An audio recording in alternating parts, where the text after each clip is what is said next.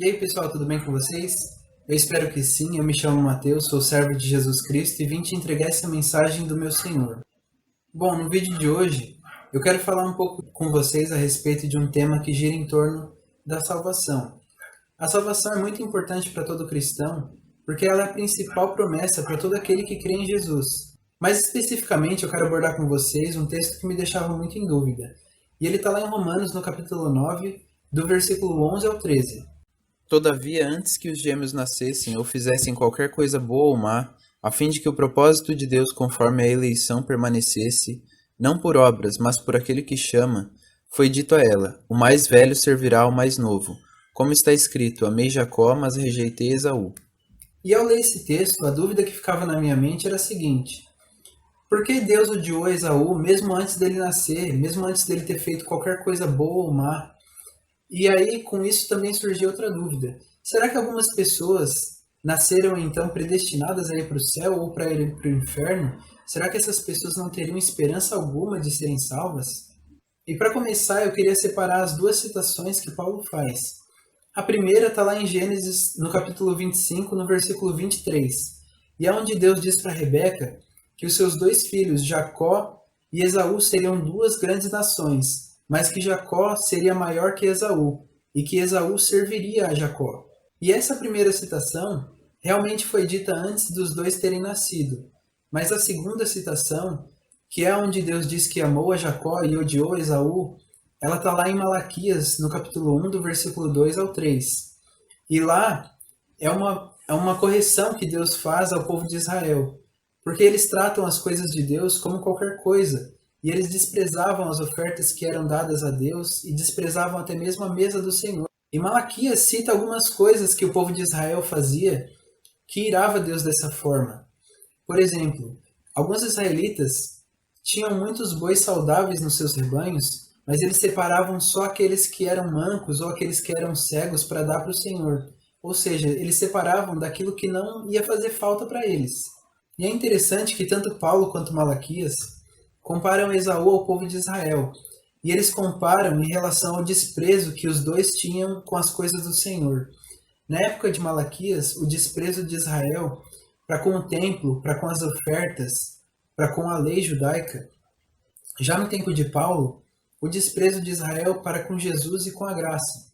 E agora, para explicar melhor o que Esaú estava desprezando, eu preciso voltar um pouco e explicar o contexto do Antigo Testamento para aquelas pessoas que não conhecem a história. E para quem não sabe, o povo de Israel é a descendência de Abraão, eles vieram da linhagem de Abraão. Abraão foi um homem que escutou a voz de Deus e obedeceu, e ele viveu uma vida que agradou a Deus. Por isso Deus escolheu da linhagem de Abraão fazer um povo escolhido, separado de todo o resto do mundo, para ser um povo só dele. E ele fez diversas promessas a esse povo, inclusive que os salvaria, que os levaria a uma terra onde eles teriam descanso. E Esaú era neto de Abraão, ou seja, todas as bênçãos que estavam sobre a vida de Abraão também estariam sobre a vida de Esaú. Todas as promessas que foram feitas a Abraão e sobre a sua linhagem também valiam para Esaú.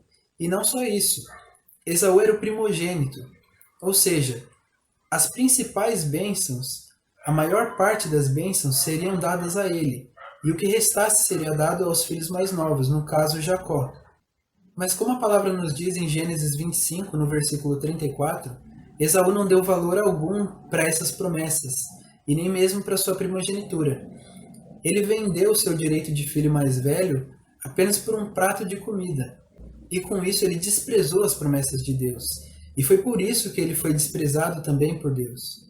E para reforçar esse meu ponto de que Deus não odiou Esaú antes do seu nascimento, eu queria lembrar de uma história muito semelhante que aconteceu no Antigo Testamento também, que foi a história de Manassés e Efraim.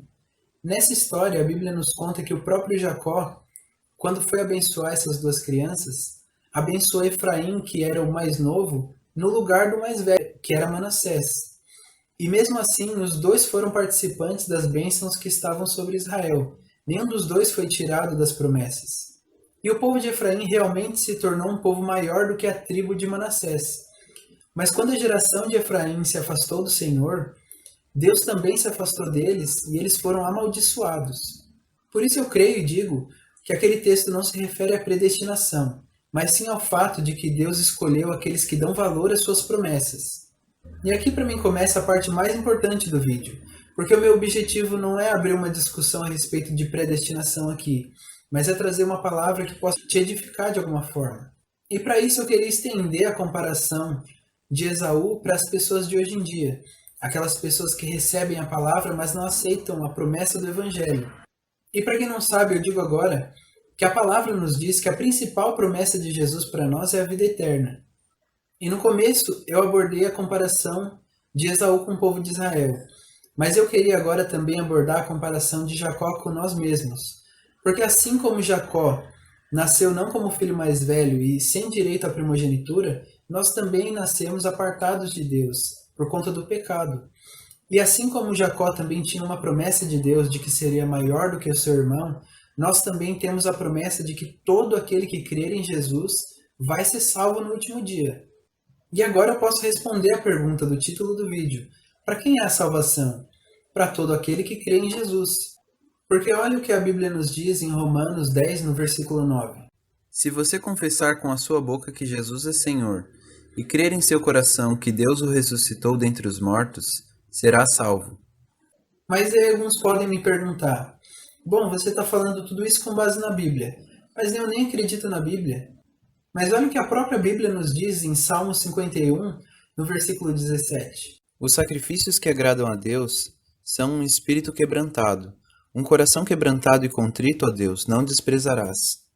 Esse pequeno versículo pode te fazer entender a base da nossa fé, porque ele fala da misericórdia de Deus. Realmente para o homem é impossível crer em Deus da forma que ele espera. Mas quando você busca se aproximar de Deus, Ele mesmo tem misericórdia de você e Ele se aproxima de você. Ele coloca em você o Espírito Santo que leva você a ter uma fé que você não teria por você mesmo. Mas para se aproximar de Deus, é importante que você saiba que isso deve ser acompanhado de arrependimento e de um coração humilde. É como Tiago nos diz. Mas Ele nos concede graça maior. Por isso diz a Escritura: Deus se opõe aos orgulhosos, mas concede graça aos humildes. Portanto, submetam-se a Deus, resistam ao diabo e ele fugirá de vocês. Aproximem-se de Deus e ele se aproximará de vocês. Pecadores, limpem as mãos, e vocês que têm a mente dividida, purifiquem o coração. Entristeçam-se, lamentem e chorem. Troquem o riso por lamento e a alegria por tristeza. Humilhem-se diante do Senhor e ele os exaltará. E essas palavras de Tiago não são nada agradáveis no primeiro momento. Porque ele fala em chorar, em se humilhar, em se entristecer, em se lamentar.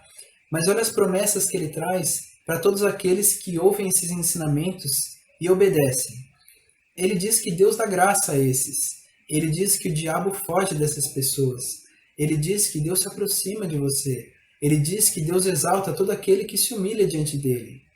E toda essa mensagem de Tiago aponta para uma verdade, de que quando você se aproxima de Deus e se arrepende, Ele tem misericórdia de você e coloca aquela fé no seu coração que você não é capaz de ter por si mesmo. E para trazer uma comparação, Deus é como um rei que vai julgar toda a terra, e ele vai julgar de acordo com as suas próprias leis. Se você soubesse que haveria um julgamento dessa forma, você não ia querer buscar no próprio rei quais são os critérios que ele vai usar para te julgar? E mais uma coisa, se você, sabendo desses critérios, soubesse que não haveria forma de você cumprir de maneira alguma, você não ia buscar nesse rei a misericórdia? E é assim com a gente também.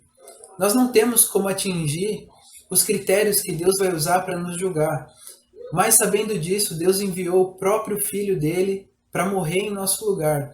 E agora é por meio somente do nome de Jesus que a gente pode alcançar essa salvação. Mas é importante ressaltar que as promessas de Jesus são somente para quem crê em Jesus e para quem obedece às suas palavras. E o modo como Deus usa para julgar as pessoas é perfeito, porque tanto aqueles que vivem num caminho de maldade podem se converter dos seus maus caminhos e passarem a praticar o bem, quanto aqueles que estão fazendo bem não podem de maneira nenhuma abandonar os seus bons caminhos e seguir pelo caminho do mal. Caso contrário, eles perderiam a salvação. E existem muitos textos que apontam para essa verdade, mas eu queria ressaltar um que talvez seja mais claro, que está em Jeremias, no capítulo 18, do versículo 7 ao versículo 10. Se em algum momento eu decretar que uma nação ou um reino seja arrancado, despedaçado e arruinado, e se essa nação que eu adverti converter-se da sua perversidade, então eu me arrependerei e não trarei sobre ela a desgraça que eu tinha planejado. E se noutra ocasião eu decretar que uma nação ou um reino seja edificado e plantado, e se ele fizer o que eu reprovo e não me obedecer, então me arrependerei do bem que eu pretendia fazer em favor dele.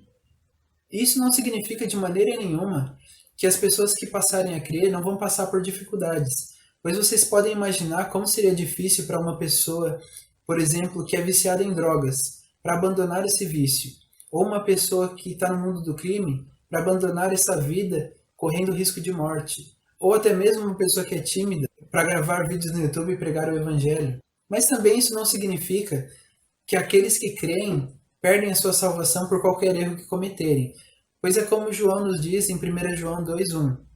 Meus filhinhos, escrevo-lhes estas coisas para que vocês não pequem. Se porém alguém pecar, temos um intercessor junto ao Pai, Jesus Cristo, o justo. E no fim, a mensagem que eu quero passar para vocês é essa. Não existe ninguém que não tenha esperança. A promessa da salvação é para todos aqueles que a aceitarem. Por isso, aquele que não tem uma fé muito firme em Jesus ainda, continue se aproximando de Deus. Busque a Deus, confie nas promessas de Deus, porque Ele mesmo vai se aproximar de você e vai te ajudar a fazer aquilo que você não consegue fazer por você mesmo. Mas você que já está em Cristo, também se mantenha no caminho de Deus. Não se afaste de maneira nenhuma. Continue buscando no Espírito Santo aquilo que Deus quer para a sua vida e continue obedecendo aos mandamentos de Deus. Caso contrário, você também vai perder a sua salvação. Isso é tudo que eu tinha para falar por hoje. Eu espero que essa palavra tenha te edificado de alguma forma. Agradeço muito a todos que assistiram até aqui. Muito obrigado e fiquem com Deus.